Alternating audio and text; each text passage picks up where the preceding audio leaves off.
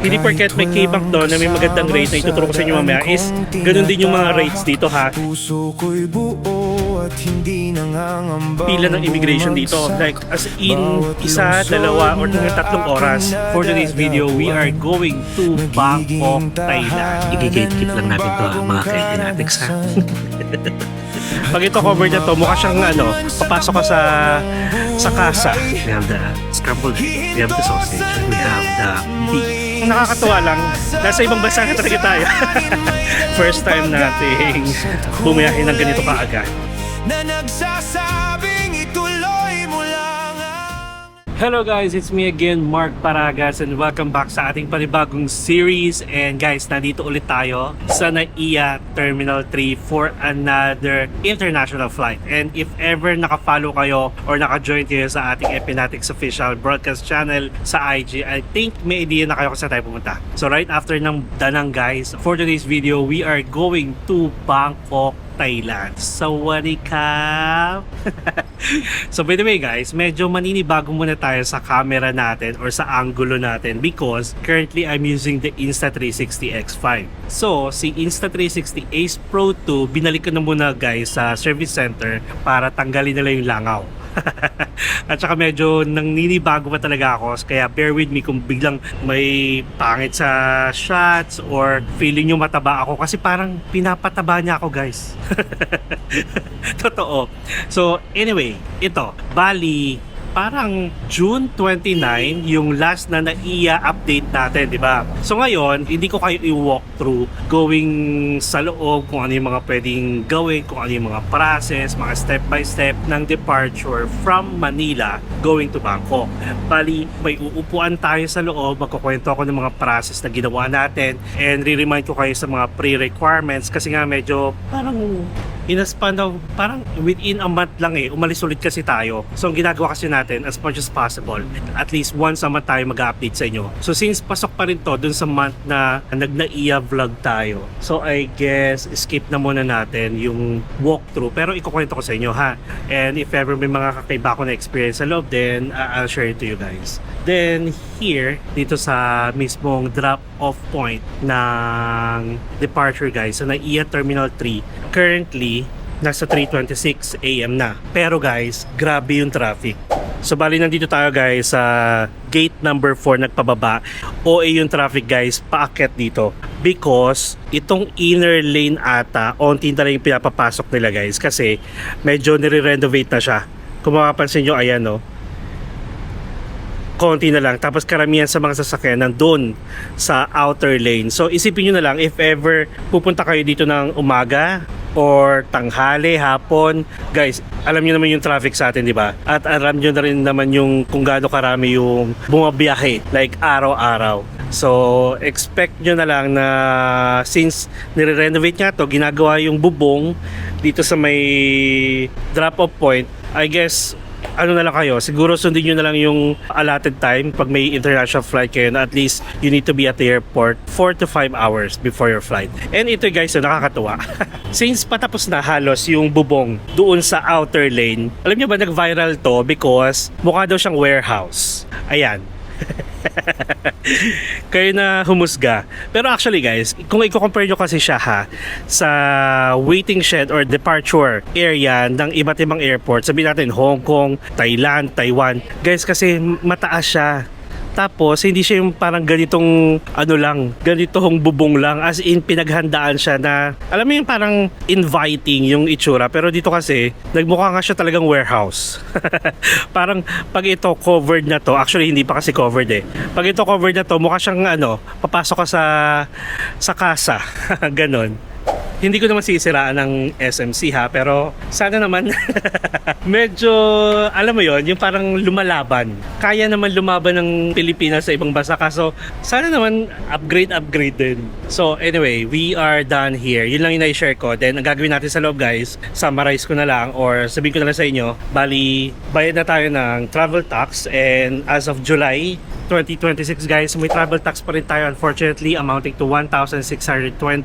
At ang ginagawa ko guys, nagbabayad na ako online. Kahit na kunyari nag-book ako a year ago, may options pa rin naman kayo guys na magbayad ng travel tax mismo doon sa inyong mga managed booking, lalo na sa Cebu Pacific. May option doon guys. Additional 50 pesos nga lang for the admin or convenience fee. Pwede rin naman kayo magbayad pagdating dito, and makikita nyo naman wala masyadong tao sa travel tax. And then nakapag-online check-in na rin tayo guys sa Cebu Pacific kahapon, so a day before, and hindi kayo magkakaroon ng copy guys for the boarding pass ha, kasi kailangan nyo pa rin pumila sa loob. Okay? Kung may mga international flight kayo guys, let me remind you, kahit na hand carry lang dala nyo, kailangan nyo pa rin pumila sa airline counters. Pumila kayo guys dun sa document check, kasi kailangan nilang i-validate yung passport niyo, i-valid pa rin within 6 months. Tapos, may mga self-service kiosks dito sa loob. Pwede kayong mag-print ng mga boarding pass ninyo, yung papel. Plus, kung gusto nyo rin mag-print na ng luggage tag in advance, pwede naman. Kung ayaw nyo naman, pwede rin naman sa airline counters. Okay? Tapos, after nun, ipilan na tayo sa immigration. Tapos, balitaan ko na lang ulit kayo sa loob after nating mag-check-in, check-in ha, sa iba pang mga balita, mga updates sa NAIA Terminal 3. Okay? See you guys later. Maagang gumising, dalay pangarap, bagkus sa balikat, tanawin ay ulap. Tahimik man minsan ang aking paglakad, sa bawat pag-alis ako'y lumalakas. Kahit walang kasama sa daan kong tinatahak, puso ko'y buo at hindi nangangambang bumagsak. Bawat lungsod na aking nadadapuan, nagiging tahanan ng bagong karanasan. At kung mapagod man sa takbo ng buhay, hihinto sandalit, muling sasabay sa hangin. May dalang pag-asa't kulay na nagsasabing ito.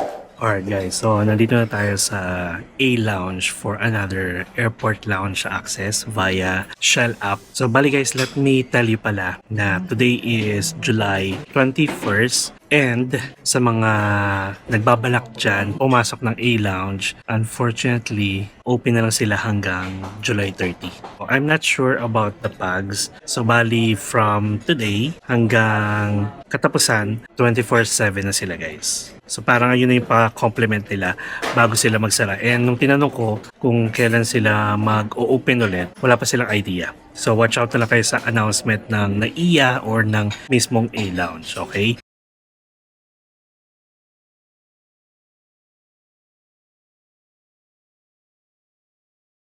And then again, yung access natin dito, hindi via credit cards, hindi via walk-in na 2,500, kundi via Shell app. So if ever again na magpapagas kayo sa Shell for 60 liters in a month, so magkakaroon kayo ng at least up to 3 times access within the next month naman. Kaso yun nga lang, hindi na natin siya muna magagamit kung kailan na-enjoy ko na siya. So ayun, baka lang kasi napanood nyo yung ating vlog bago tayo magdanang, and then na-excite kayong magpagas sa Shell because of this privilege. So hanggang July 30 na lang po siya. And we have guys the usual na kinain natin last time na dito tayo. So we have the siomai, we have the scrambled egg, we have the sausage, and we have the beef. Yung beef nila para siyang ano talaga, yung alam mo yung niluto sa sangyup, ganun. Masarap siya in fairness. And then no sweet, no soda, no coffee kasi matutulog tayo. Water muna tayo. So, by the way guys, again, we are going to Bangkok, Thailand. I think na i-post ko na to sa group natin sa Instagram na we will have a surprise guest. And nakita nyo na siya sa vlogs ko before last year, and hindi, this year lang pala. Pero sa mga first, sabihin natin mga first 5 vlogs, hindi nyo mo lang siya makikita kasi mauuna ako for 4 days, tapos saka lang sila darating. So watch out ha. And then ito pa pala guys, going back dun sa mga pre-requirements, pati yung mga pinrepare ko bago pala kayo pumunta ng airport. Make sure na nakapag-fill out na rin kayo ng e-travel by visiting the etravel.com.ph. And pagdating ko dito, I think mga 4 hours before my flight. So ang flight kasi natin ay 7:15 AM. Tapos nandito na tayo ng mga 3:30 AM. So sobrang smooth lang nung process kasi ganito. Gusto ko sanang i-gatekeep eh. Pero ito ha, tips ko sa inyo guys. Pagpapasok kasi kayo, in between ng gate number 4 and 5, yun yung Cebu Pacific counter sa letter A. Grabe yung haba ng pila kanina guys. Pag punta ko doon, meron syempre mga self-bag drop, yun yung pang domestic. Tapos may counters na halo-halo for international and domestic bag drop. Tapos ito, if ever, napakahaba ng pila katulad nung kanina. Guys, check nyo yung counter B ng Cebu Pacific sa kabilang side. Nakalagay doon, international bag drop. Walang pila. Hindi ko lang alam kung magbabago siya sa mga upcoming travels ninyo, pero sa akin, nagkataon na open siya pero walang nakapila. Kaya sobrang bilis lang natin natapos. If ever doon ako nakapila sa counter A, feeling ko abutin tayo ng 1 oras, katulad yung nangyari sa atin last time. So, hindi ko alam kung palagi siya nangyayari na nag-open sila ng counter sa letter B, pero just in case na may international flight kayo, wala namang mawawala ko i-check nyo, di ba? I-gatekeep lang natin to ha, mga kaibinatics ha. Tapos, nag-check din tayo ng luggage. Yung luggage natin, syempre, dapat 7 kilos lang yan. So, laptop lang actually yung dala ko dyan. And then, kasya siya sa ano ni Cebu Pacific. Actually, itong luggage na to is Xiaomi yung brand nito. Para at least may idea kayo. Kasi kasya siya eh. So, yung dimension, yung measurement, gano'n na lang. And then, pagdating sa immigration, ito, di ba remember nyo, nag-e-travel na tayo. Ang nangyari kasi, bago yung passport natin. Kaya parang technically, kung passport ang pagbabasihan, pangalawang flight pa lang natin to. Pangalawang tatak pa lang natin to.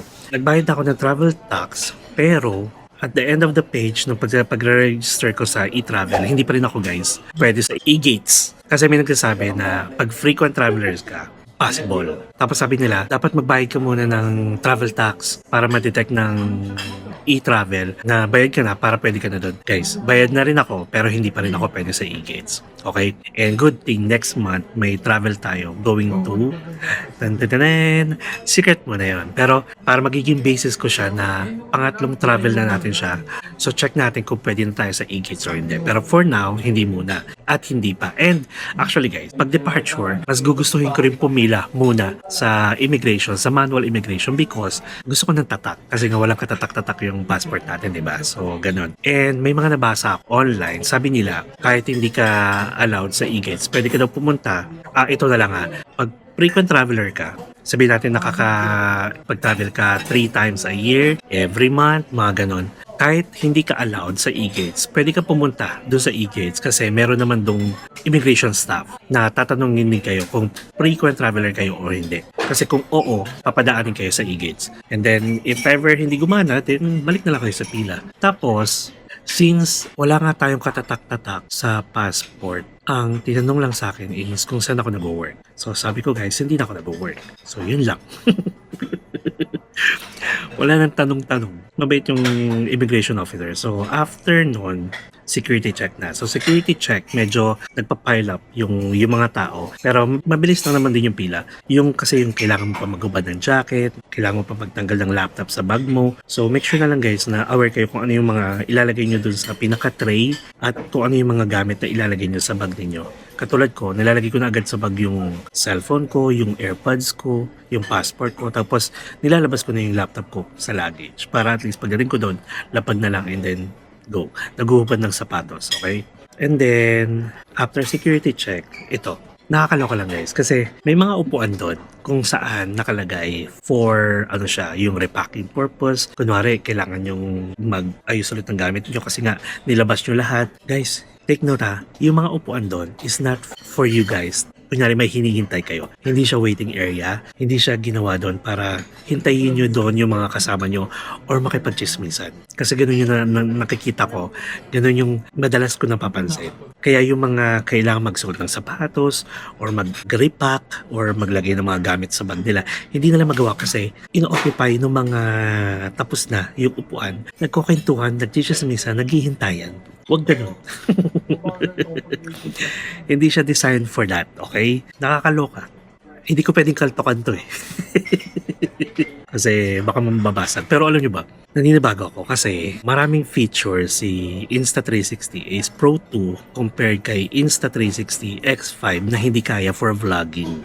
Kaya bahala na. Okay? Kasi dito, kapag nagsha-shots, si Ace Pro 2, meron siyang feature na pwede mong i-pause yung video. Habang kanyari ito live, pause ko muna and then mamaya na ulit ako magsasalita. Ipe-play ko lang ulit or i-record ko lang ulit. Ganon. So yung file niya continuous. Pero dito kasi, kailangan mo i-stop. Then wala na. Stop na yun. Tapos another recording file na naman. Doon ako naninibago kasi pag nagmamontage ako, ang ginagawa ko, pag gamit ko yung AP2 or Ace Pro 2, daan ako doon, pause, tapos ibang angle na naman, pause, ibang shots na naman, pause. Dito, hindi ko siya magawa. Kaya ang ginagawa ko, i-stop yung recording. Parang ngayon pa lang, masasabi ko na pang ano lang, pang ano siya, pang montage ito. Hindi siya pang ganito na vlogging. Sorry naman X5, pero gusto ko naman yung Ace Pro 2 nyo eh. So yun. Sige, kain muna tayo guys. The famous siomai.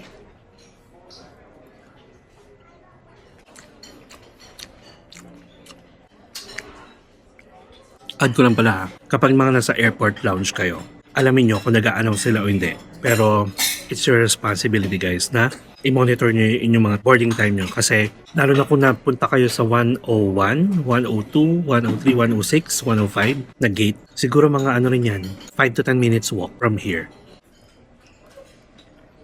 Ito pa pala, isa sa mga requirements again, kapag may international flight kayo is dapat may travel insurance kayo, okay? So again guys, yung travel insurance natin, separate na siya. Hindi ako kumuha sa Agoda, hindi rin ako kumuha sa Klook, kundi meron ako sarili. Yung boss ko kasi guys, sa Insular Life, meron siyang mga iba-ibang insurance din na pinasok and kasama yung travel insurance. Hawak niya yung standard. So doon ako kumukuha sa kanya. If ever guys interested kayo, let me know. Just message me with your flight details, with your name, birthday, and then basta yung flight details nyo kung ilang araw kayo doon, kung anong bansa para mabigyan ko kayo ng quotation. Kung interested lang naman kayo ha. Lalo na kung subok na subok nyo naman yung standard. Tapos kung gusto nyo rin guys ng car insurance. Car insurance ha? please let me know. Diba yung flight natin is 7:15. Medyo lumiliwanag na kasi currently 5:21 AM na. So again guys ha, kahit papano naman, kung frequent traveler ka, mararamdaman mo yung changes dito sa airport sa NAIA Terminal 3. Sige, sabihin natin given na yung may mga hindi ka magugustuhan katulad ng bubong sa labas, pero hintayin muna natin matapos lahat. Kasi ang nangyayari, kung sino pa yung mga hindi nagbabiyahe or hindi bumabiyahe, hindi pumupunta dito, tapos nasa bahay lang, nanonood lang ng news or nakikita lang yung mga picture ng mga improvements dito sa NAIA, sila pa yung maraming reklamo. Kasi ako, every time nandito ko, may mga changes. So at least kahit pa paano, mas gumagaan, mas nagiging chill yung or smooth yung ating biyahe. Yung paghihintay habang naghihintay ka ng flight mo, boarding time, mga ganun. Ano pa ba? Ito pa pala.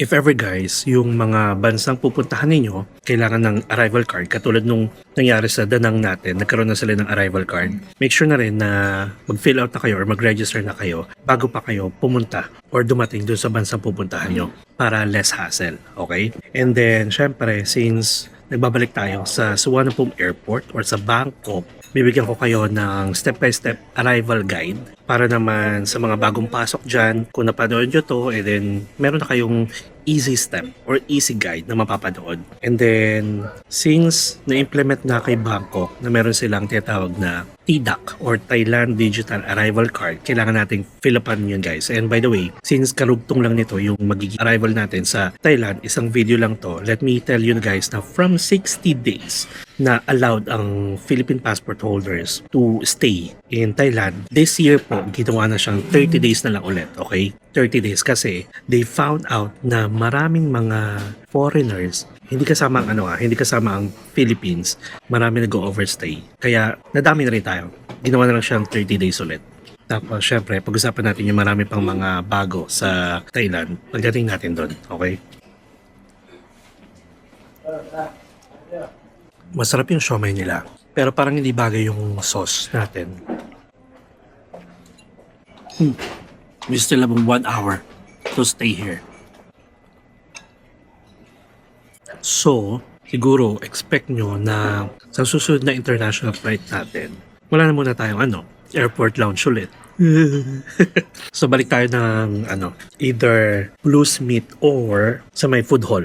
Okay? Ito pa pala. One more thing before I forget. eSIM. Okay? So, palagi ko na guys natuturo sa inyo kung paano gumamit ng eSIM, paano mag-purchase. So, you can purchase guys sa Agoda sa murang halaga. Alam mo, nag-compare ako ha. Walang bias, sa totoo lang tayo. Yung unlimited na kinukuha ko palagi sa Klook, sabihin natin 10 days, nasa 1,000 na siya. 1,000 pesos. Unlimited to ha, data. Pero nung nag-check ako ng Agoda, for 10 days, nasa 300 pesos lang. Wala pa 300, 269 ata. And then, na-install na natin siya. So, nasa phone ko na siya guys.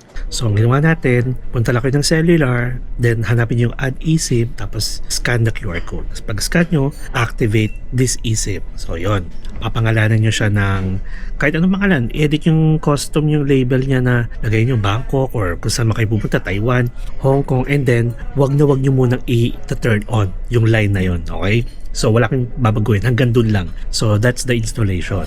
Tapos, pagdating nyo, dun sa bansa pupunta nyo, kahit paglapag pa lang ng eroplano, punta na kayo na sa cellular, i-turn on nyo na yung eSIM ninyo, tapos balik kayo dun sa eSIM. Kailangan naka-turn on yung data roaming. Tapos, balik kayo dun sa settings ninyo. Dapat yung cellular ninyo, yung pinaka-name niya is yung name nung eSIM na kinuha ninyo kasi for data lang siya. And then, for the FaceTime, iMessages, and then for local calls or calls, dapat yung primary nyo pa rin para makareceive kayo ng OTP. Okay? Kung feeling mo, ikaw lang mag-isa, tumingin ka sa paligid, may pag-asa pa. Life is short, don't waste another day. Halika na, tara na't lumayo muna tayo. Enjoy life, live life to the fullest, and treasure every moment. You will never be this age again, so do what makes you happy. Follow me as we discover the world, one step at a time. Kasama ang saya, pag-ibig at liwanag. We were born to shine. Beautiful rooms and city views, pero mas mahalaga.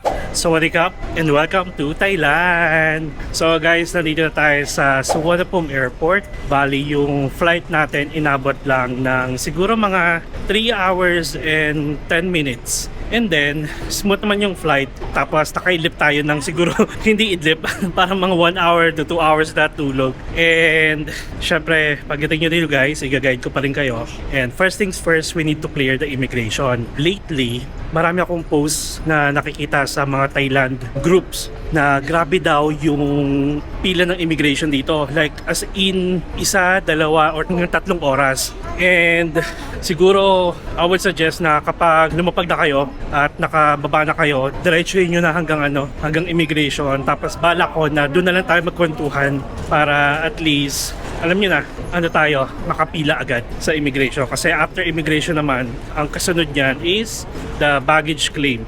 So, ito pala, habang binabaybay nyo itong immigration guys, medyo mahaba-haba din. Tapos marami na kayong makikita ang mga bilihan ng SIM cards, merong money changer, may mga ATMs. So, I would suggest, wag mo na kayo makipag-transact sa kahit anong shop, okay? Doon na kayo sa pinaka-arrival hall.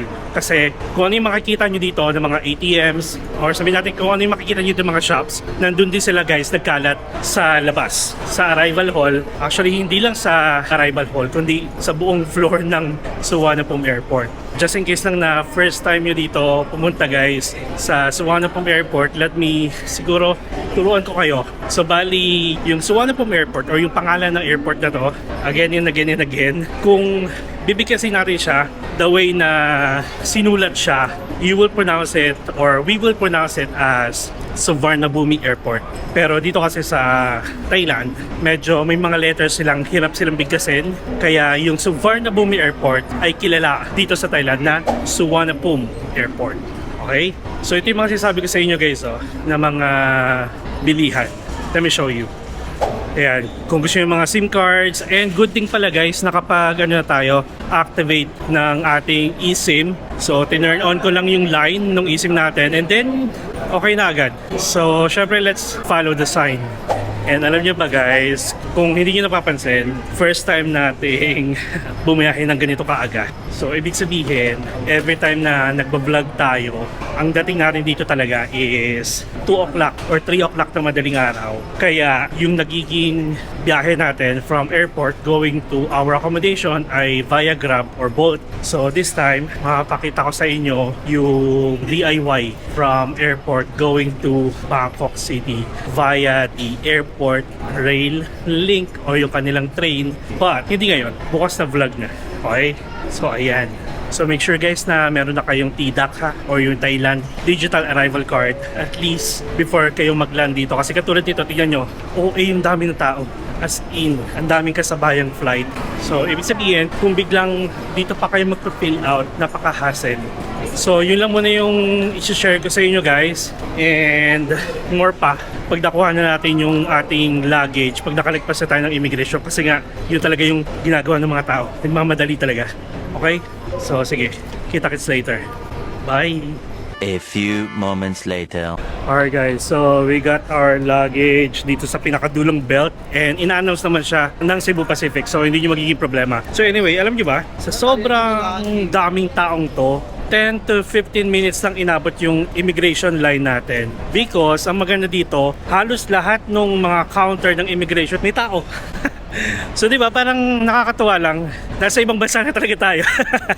So ibig sabihin, dahil sa sobrang daming tao, talagang pinagana nila lahat, yung ganon. And then alam nyo ba, if ever ha, kunyari nagmamadali talaga kayo, sabihin natin paglapag nyo dito may pupuntahan pa kayo or basta anything na kailangan nyo magmadali, tapos sobrang haba ng pila, sobrang dami ng pila, guys, meron sila tinatawag dito na immigration fast track. So pwede nyo siya makuha sa Klook, just in case peak season, holiday season, Songkran, yung mga ganon. I think magagamit nyo siya. So bali guys, you can use my promo code sa Klook, Mark Paragas Klook. So bali, kapag nag-create kayo ng account, dapat unang purchase nyo or unang bookings nyo, gagamitin nyo yung code natin agad. So ganun siya. So anyway, yung fast track dito guys, hindi nyo siya pwedeng kunin pag nandito na kayo. Dapat bago pala kayo lumapag or sabihin natin nasa Pilipinas pala kayo, because from there sa mismong arrival gate kung saan kayo lumapag, di ba? Eroplano, tapos lalabas kayo. Yon, sa arrival gate na yon, meron na agad guys na staff na aabang sa inyo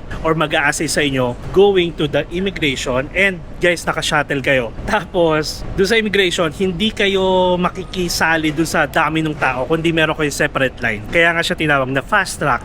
In just 10 to 15 minutes, tapos na kayo. Ganun siya. Hassle-free talaga. Actually, alam niyo ba, nagbabalak ako kumuha nun. Buti na lang talaga, binuksan nila yung ibang mga counter ng immigration, kaya sobrang bilis lang.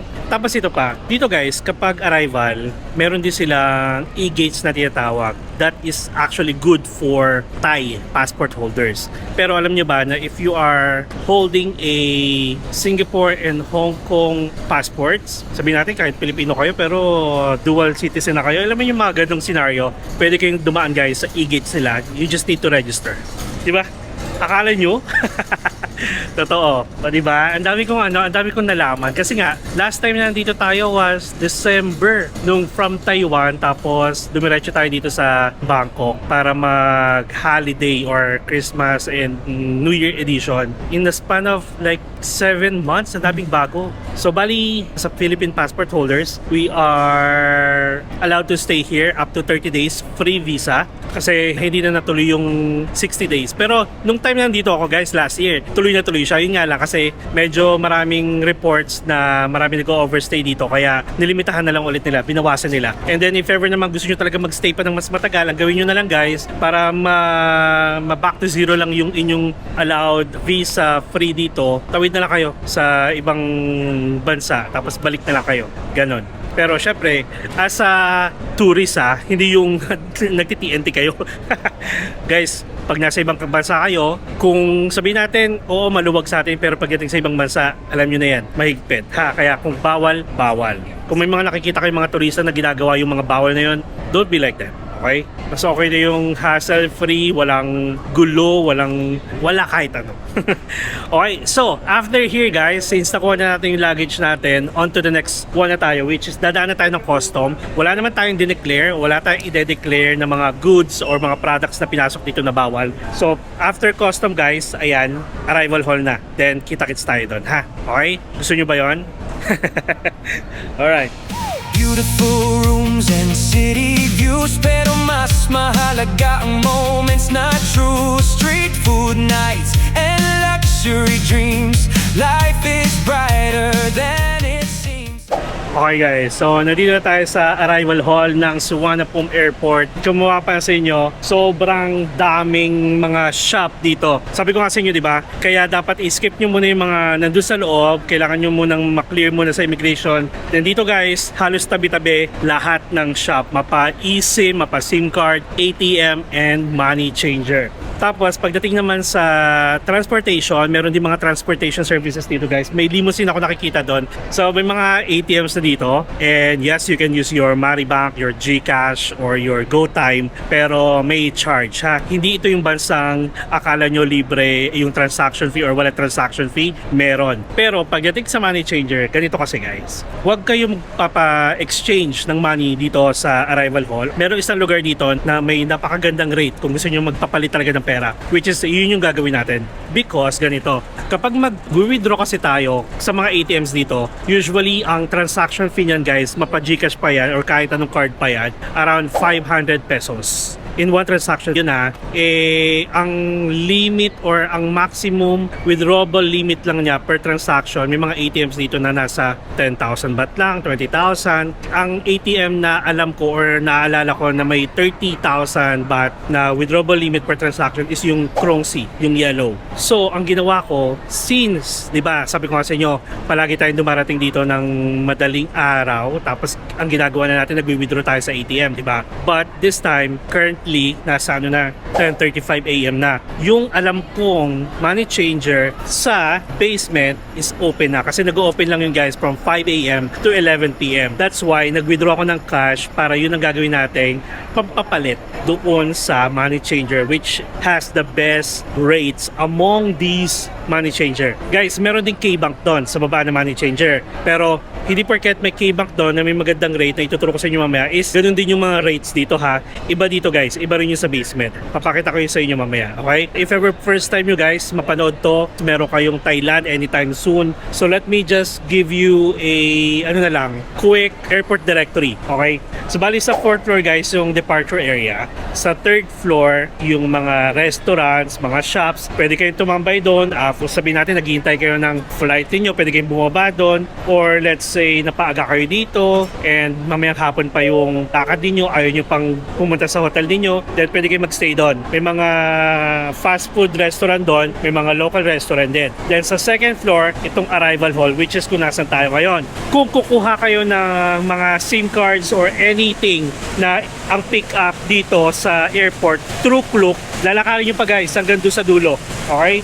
Tapos, sa 1st floor naman is the public transportation, which is nandun yung bus kung gusto nyo pumunta ng Phuket, Ayutthaya, Pattaya. Nandun din ang mga taxi kung gusto nyo mag-taxi going to the city or kung gusto nyo ring mag-grab going to the city. Ganon. 1st floor yun ha. Pero guys, kung gusto nyo mag-bolt, dito siya sa arrival hall. Dito kayo pick upin sa taas. Magkaiba siya. Parang katulad sa NAIA na iba yung pick up ng Grab sa InDrive. And then sa basement, nandoon yung sinasabi ko sa inyo yung best. Sige, puntahan na lang natin. Since doon naman tayo bababa, pakita ko sa inyo kung ano meron sa basement kasi from there sa basement, doon na rin tayo sasakay guys, going to the city. At yun yung magiging vlog natin which is airport to Bangkok City via Airport Railway Link. Alright? I'm so happy. I'm back to my second home. Second home ko pa rin ba ang Bangkok? Sawadee-kap! So sige, baba na tayo ha. Going to the basement. Let's go. A few inches later.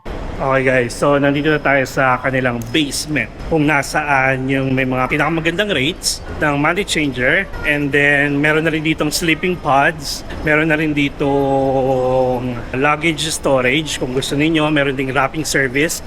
And guys, yung wrapping service na makikita nyo sa 4th floor sa departure, just in case lang pauwi na kayo ng Pilipinas, mahal pa doon. Bumaba kayo dito sa basement, hanapin nyo yung wrapping service dito. Tapos meron din ditong 7-Eleven, and then nandito na rin yung ticketing booth or sakayan ng airport train going to the city, which is yun yung gagawin natin for the next vlog. Okay? Tignan natin kung magkano yung rate ngayon or yung palitan. Oh, may massage din dito. Oh, ayan oh. Diba?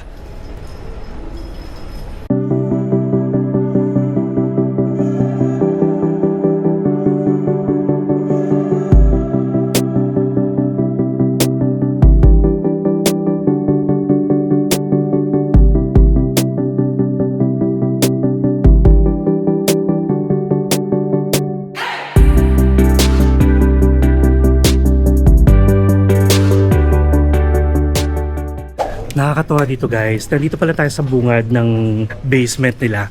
Ang dami ng ano doon, money changer, like yung Happy Rich, merong Super Rich, itong dalawa. And pare-pareho sila ng rates. Pero yung original talaga, even before, na money changer dito is yung ganun din, Happy Rich. Tapos meron ding K-Bank nandoon. Tapos ito rin no, meron na rin Value Plus. Uy, ang dami ng bago. Usually kasi guys, doon tayo nagwi-withdraw sa Super Rich, sa K-Bank, Happy Rich. Check nyo guys, pare-pareho lang yan. Kasi minsan sobrang dami ng tao, sobrang haba ng pila niyan. Pero ang hindi nila alam, pare-pareho ng rates yan. Tapos meron dito bago, yung Value Plus. Check na lang yan. May FedEx dito. Tapos ito yung sinasabi ko sa inyo na kuhaan din ng SIM card. Tapos may luggage storage. And aside from yan, meron pa yan sa dulo na isa pang luggage storage. Tapos sleeping pods na yan. Okay, pero ito, sa likod natin, dyan tayo galing. May mga coffee shop dito. Ito na yung train going to the city. So mamaya tayo dyan. And then dun sa bungad, meron na rin mga money changer guys. Tapos ito, meron ding ATM dito. May SIM card.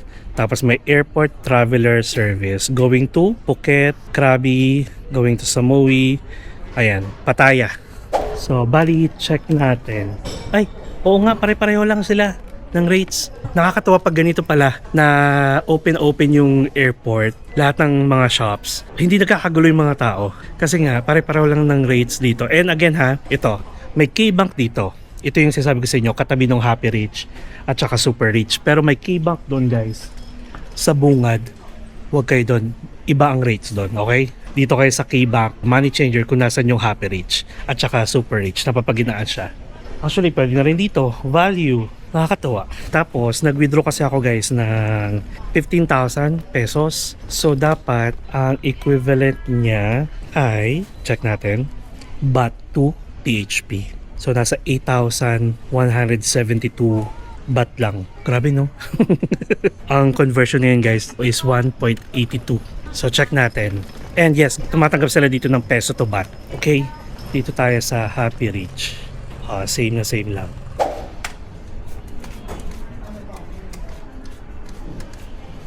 Okay guys, so bali nakapagpapalit na tayo, and ang rates nila ngayon for the buy is 0.53. So bali ganito, nakakatuwa. Maganda nga talaga yung rates nila guys. Yung 15,000 pesos natin, ang equivalent niya ay 7,950 baht. Yung computation natin ng 15,000 based sa exchange rates ngayon ay 8,171.40 minus 7,950. Pinakatubo lang nila guys is 221.4 baht compared kung mag-withdraw kayo sa ATM. So ganun dapat, be practical. So di ba, nakakatuwa.